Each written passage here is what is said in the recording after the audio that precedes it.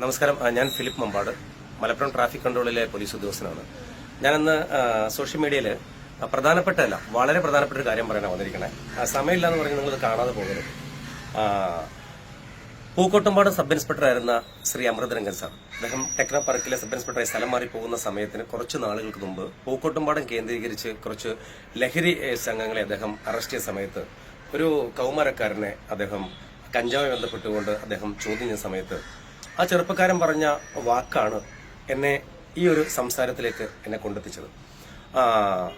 അദ്ദേഹത്തോട് എസ്ഐ ചോദിച്ചു, ചെറുപ്പക്കാരോട് ചോദിച്ചു, ഏത് സ്ഥലത്തു നിന്നും ഏത് സമയത്ത് എപ്പോഴാണ് നീ ഇത് കൊണ്ടുവരുന്നത് ചോദിച്ചപ്പോൾ ചെറുപ്പക്കാരൻ സ്ഥലവും കാര്യങ്ങളെല്ലാം പറഞ്ഞു കൊടുത്ത് സമയം പറഞ്ഞാണ് ഏറ്റവും ശ്രദ്ധേയം. അദ്ദേഹം പറയണത്, സാർ പകലാണ് ഞാൻ കൊണ്ടുവരുന്നത്, കഞ്ചാവ് കൊണ്ടുവരുന്നത് പകലാണ് കഞ്ചാവ് കൊണ്ടുവരുന്നത്, പകല് കൊണ്ടുവരാൻ സുഖം എന്ന് പറഞ്ഞു. രാത്രി കൊണ്ടുവന്ന പോലീസ് പിടിക്കും എന്ന് പറഞ്ഞു.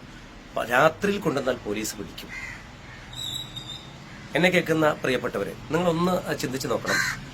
ആ ചെറുപ്പക്കാരൻ പകല് കഞ്ചാവ് കൊണ്ടുവന്നാൽ പോലീസ് പിടിക്കില്ല എന്ന് പറയാനുള്ള കാരണം പറഞ്ഞപ്പോൾ പോലീസ് കാര്യക്ഷമത ഇല്ല എന്നല്ല അതിന് ഉദ്ദേശം.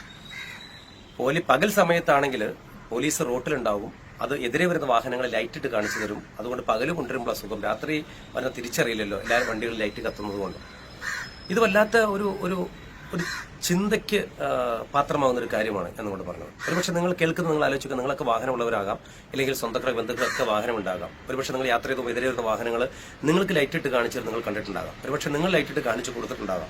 അങ്ങനെ കൊടുക്കുമ്പോൾ നിങ്ങൾ ആലോചിച്ചാൽ മതി, എതിരെ വരുന്ന വാഹനത്തിനകത്തിരിക്കുന്ന ആളുടെ ഊരോ പേരോ വയസ്സോ നാടോ ഒന്നും നിങ്ങൾക്കറിയില്ല. പക്ഷേ നമ്മളെ മനസ്സിനകത്ത് എന്താ വരുന്നതെന്ന് എനിക്ക് മനസ്സിലാകുന്നില്ല. എന്തുദ്ദേശമാണ് നമുക്ക്, അല്ലെങ്കിൽ നമ്മൾ അങ്ങനെ ചെയ്യുന്നതോടുകൊണ്ട് നമുക്ക് കിട്ടുന്ന നേട്ടം എന്താണ്? ഞാൻ അടിവരായിട്ട് പറയുന്നു, ഒരു നേട്ടവും അതിനകത്ത് കിട്ടുന്നില്ല. നമുക്ക് കിട്ടുന്ന ഇൻഡയറക്റ്റ് ആയിട്ട് നമ്മൾ ഒരു പാപം ചെയ്യുന്ന തന്നെ പറയുക. അതിന് പിന്നിൽ കണ്ണുനീരിന്റെ നനവുണ്ട് പ്രിയപ്പെട്ടവരെ.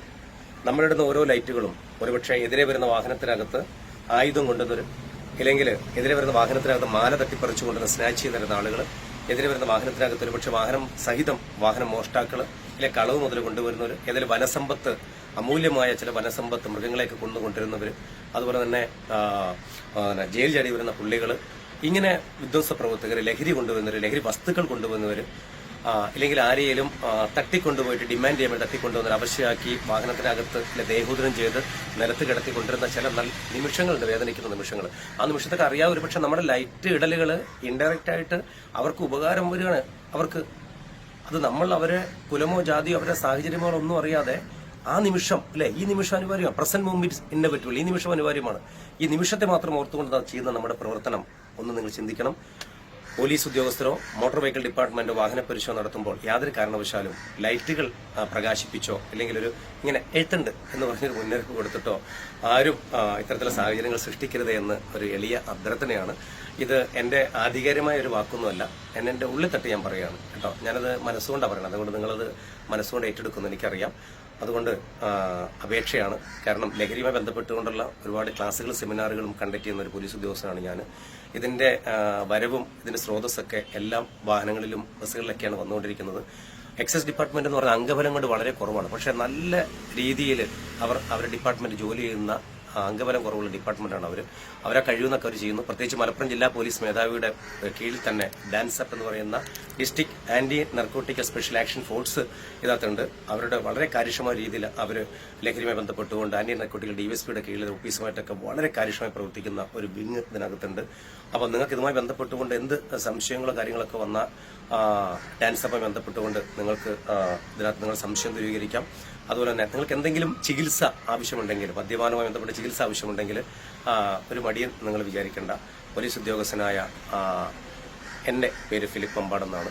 നിങ്ങൾക്ക് മഞ്ചേരി മെഡിക്കൽ കോളേജിൽ ഡോക്ടർ റസാഖ് ഡോക്ടറുടെ കീഴിൽ 9 ഡോക്ടർമാരടങ്ങുന്ന സംഘം അവിടെ വിമുക്തി വാർഡുണ്ട്. അവിടെ ചികിത്സ സാമ്പത്തികം ഒന്നും ചെലവഴിക്കാതെ. അപ്പം നിങ്ങളുടെ ആരെങ്കിലും നിങ്ങൾ അറിയുന്നവർ, നിങ്ങളുടെ കുടുംബമായി ബന്ധപ്പെട്ടവർ ആരെങ്കിലും അറിയുന്നവരുണ്ടെങ്കിൽ നിങ്ങൾ വിളിക്കാൻ മറക്കണ്ട. നമ്മളെല്ലാവരും 2019 ജനുവരി 6-ാം തീയതിയാണ് ഒരു മനസ്സോടെ പ്രവർത്തിച്ചാൽ ഒരുപക്ഷെ നമുക്ക് ലഹരി എന്ന ദുരന്തത്തെ ഇവിടുന്ന് ഇല്ലായ്മ ചെയ്യാനാവും. പ്രത്യേകിച്ച് ഒരിക്കൽ കൂടി ലഹരിയുമായി ബന്ധപ്പെട്ട് പ്രവർത്തിക്കുന്ന വ്യക്തികൾ, സംഘടനകൾ, ഡിപ്പാർട്ട്മെന്റിലെ കാര്യക്ഷമമായി പ്രവർത്തിക്കുന്ന ആ മേഖലയെ ഒന്ന് നന്നാക്കണം, അല്ലെങ്കിൽ കുട്ടികളിലേക്ക് ഇറങ്ങണം എന്ന് പറയുന്ന ഉദ്യോഗസ്ഥർ, അവരെല്ലാം ദൈവം അനുഗ്രഹിക്കട്ടെ എന്ന് എൻ്റെ ഹൃദയത്തിൽ തൊട്ടുകൊണ്ട്, വേണ്ട ഹൃദയത്തിൽ എത്ര വലിപ്പമുള്ളൂ, ഈ ഭൂമിയുടെ അത്രയും വലിപ്പത്തിൽ ഞാൻ ആശംസിക്കുകയാണ്. എല്ലാവർക്കും ഒരിക്കൽ കൂടി signing out. Bye. Philip Mambad. Thank U.